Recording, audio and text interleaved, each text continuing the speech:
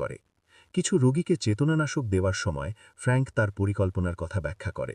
সে বলে যে সে স্পেশালদের মস্তিষ্ক থেকে একটি নির্দিষ্ট জিন বের করে তাদের শরীরে পুশ করবে যাদের অলরেডি ক্ষমতা আছে, এবং সে এটাকে মানবতার পরবর্তী বিবর্তন বলে আখ্যায়িত করে। সে বলে যে এটি জেনেটিক্সদের আরও উন্নত করবে এবং বয়স নির্বিশেষে তাদের চিরতরুণ রাখবে। সে স্বীকার করে যে স্পেশালদের নিয়ে তার কোনো মাথা ব্যথা নেই। সে শুধু এই জিনটি বের করার জন্য এই প্রতিবন্ধী মানুষদের ব্যবহার করতে চায়। কিছুক্ষণ পর ক্লোয়ে তাঁবুতে থাকা সবার জন্য রেকর্ডিংটি বাজিয়ে শোনায়। মীরা কাঁদতে থাকে এবং সত্য না জানার জন্য সমস্ত স্পেশালদের কাছে ক্ষমা চায়। লিওন তার মায়ের বার্তা পুনরাবৃত্তি করে, আমরা সবাই সমান, আমরা ত্রুটিপূর্ণ নই, আমরাও মানুষ। সে সবাইকে লড়াই করার জন্য একত্রিত করে। সে সাথে সাথেই তার স্যুটটি ফেরত চায়। ক্লোয়ে তাকে বলে যে সে আগেই স্টোরেজের চাবি চুরি করে এনেছে।